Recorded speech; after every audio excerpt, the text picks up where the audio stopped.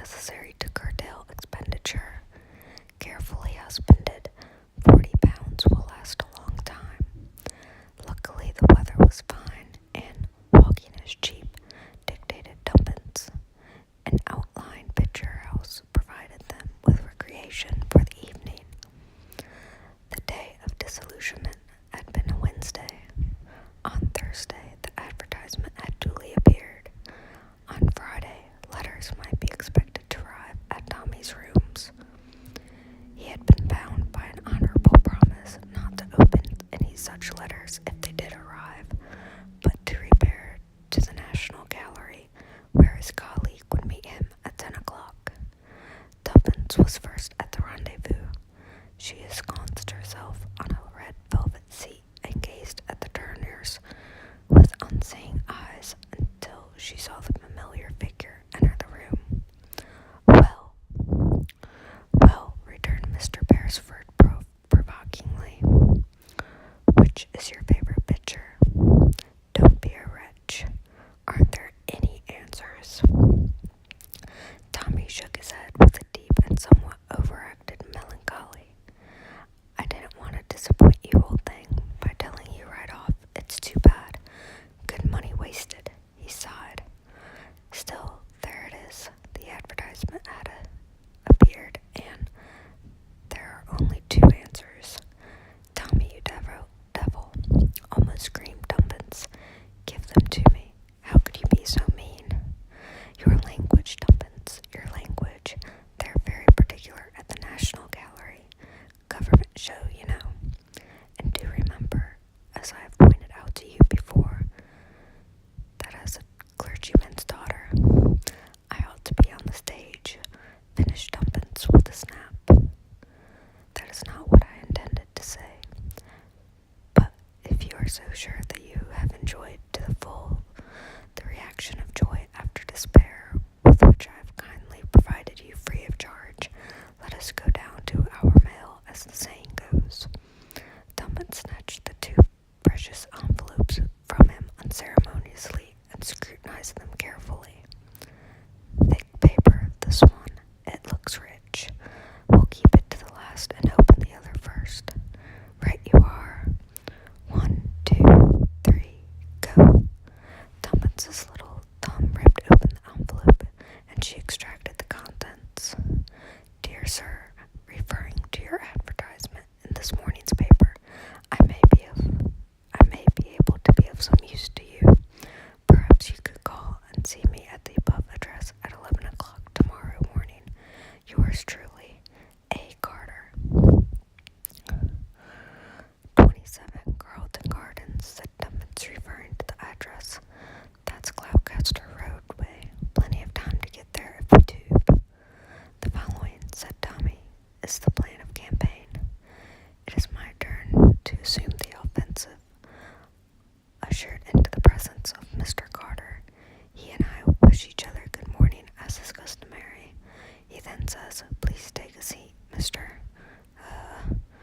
To which I reply promptly and significantly, Edward Whittington, whereupon Mr. Carter turns purple in the face and gaps so, how much? Pocketing the usual fee of 50 pounds, I rejoin you in the road outside, and we proceed to the next address and repeat the performance.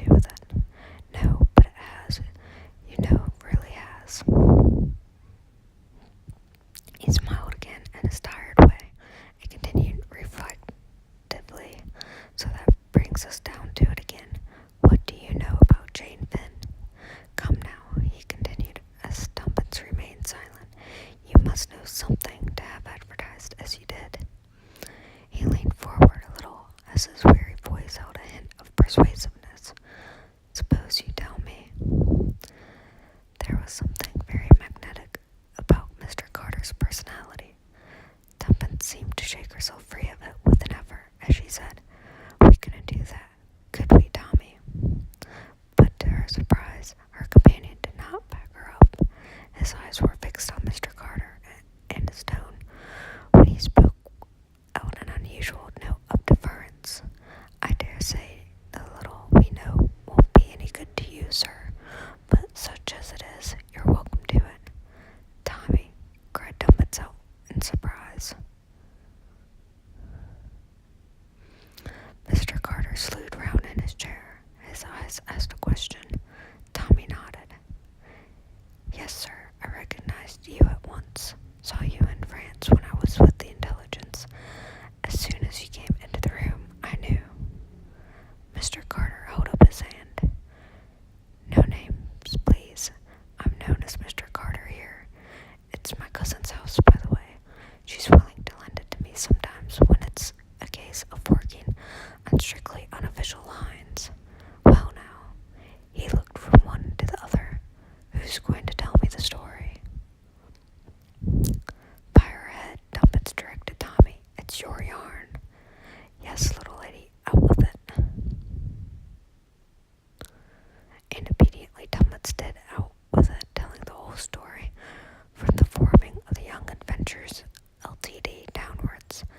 Mr. Carter listened in silence with a resumption of his tired manner. Now and then he passed his hand across his lips as though to hide a smile. When she had finished, he nodded gravely. "Not much, but suggestive, quite suggestive. If you'll excuse me my saying so, you're a curious young couple. I don't know. You might succeed where others have failed. I believe in luck, you know, always have." He paused a moment and then went on. "Well, how about it? You're out for adventure. How would you like to work for me? All quite unofficial, you know. Expenses paid, and a moderate screw." Tuppence gazed at him, his lips parted, her eyes growing wider and wider. "What should we have to do?" she breathed. Mr. Carter smiled. "Just go on with what you're doing now. Find Jane Finn." "Yes, but who is Jane Finn?" Mr. Carter nodded gravely. "Yes, you're entitled to know that, I think." He leaned back in his chair, crossed his legs, brought the tips of his fingers together, and began in a low monotone. "Secret diplomacy, which, by the way, is nearly always bad policy, does not concern you. It will be sufficient to say that in the early days of 1915, a certain document came into being. It was the draft of a secret agreement, treaty, call it what you like. It was drawn up ready for signature by the various representatives, and drawn up in America, at that time a neutral country. It was dispatched to England by a special messenger selected for that purpose, a young fellow called Danvers. It was hoped that the whole affair had been kept so secret that nothing would have leaked out. That kind of hope is usually disappointed. Somebody always talks. Danvers sailed for England on the Lusitania. He carried the precious papers in an oilskin packet, which he wore next to his skin. It was on that particular voyage that the Lusitania was torpedoed and sunk. Danvers was among the list of those missing. Eventually, his body was washed ashore and identified beyond any possible doubt, but the oilskin packet was missing. The question was, had it been taken from him, or had he himself passed it on into another's keeping? There were a few incidents that strengthened the possibility of the latter theory. After the torpedo struck the ship, in the few moments during the launching of the boats, Danvers was seen speaking to a young American girl. No one actually saw him pass anything to her, but he might have done so. It seems to me quite likely that he entrusted the papers to this girl, believing that she, as a woman, had a greater chance of bringing them safely to shore. But if so, where was the girl, and what had she done with the papers? By later advice from America, it seemed likely that Danvers had been closely shadowed on the way over. Was this girl in league with his enemies, or had she, in her turn, been shadowed and either tricked or forced into handing over the precious packet? We set to work to trace her out. It proved unexpectedly difficult.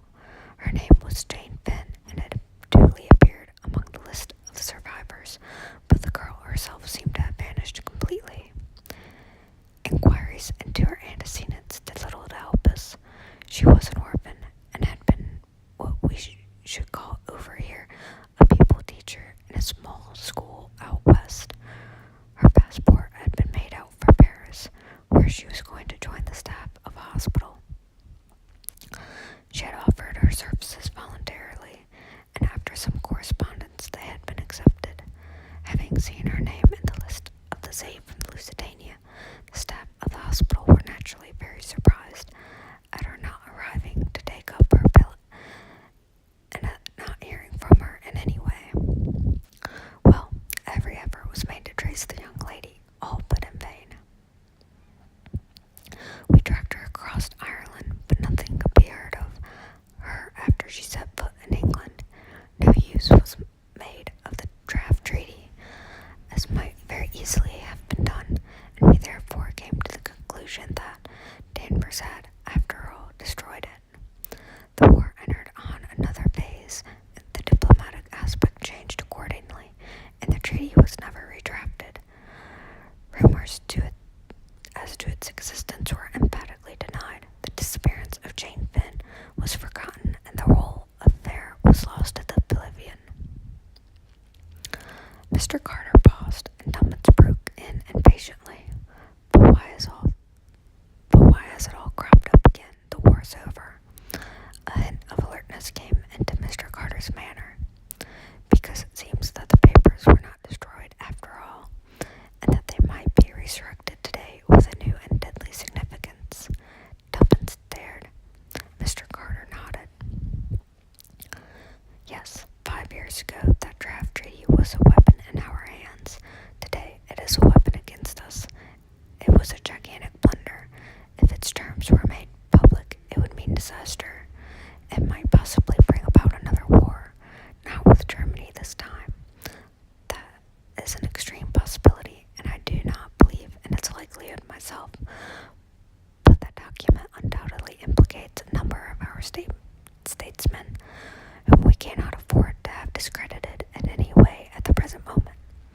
As a party cry for labor, it would be irresistible, and a labor government at this juncture would, in my opinion, be a grave disability for British trade, but that is a mere nothing to the real danger.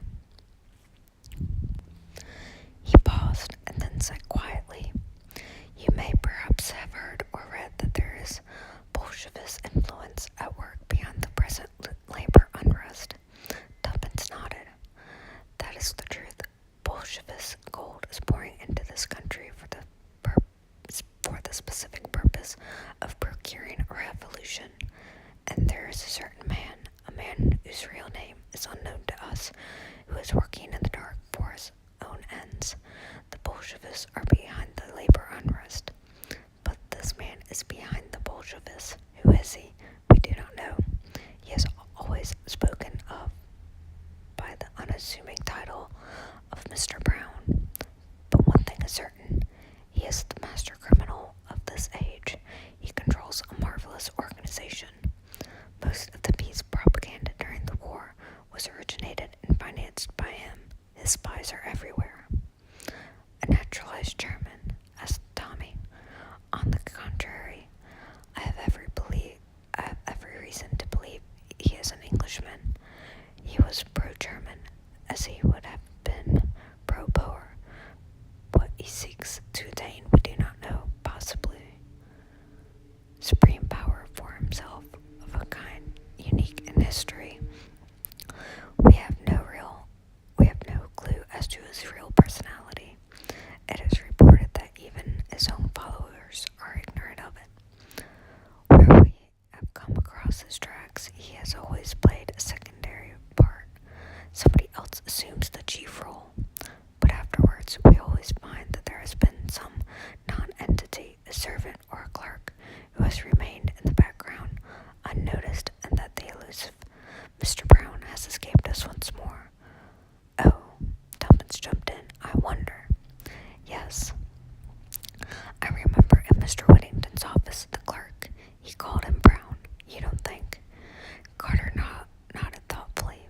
"Very likely. A curious point is that the name is usually mentioned. An idiosyncrasy of genius. Can you describe him at all? I really didn't notice. He was quite ordinary, just like anyone else. Mr. Carter sighed in his tired manner. That is the invariable description of Mr. Brown. Brought a telephone message to the man Whittington, did he? Notice a telephone in the outer office. Tuppence thought. No, I don't think I did. Exactly. That message was Mr. Brown's way of giving an order to his subordinate. He overheard the whole conversation, of course.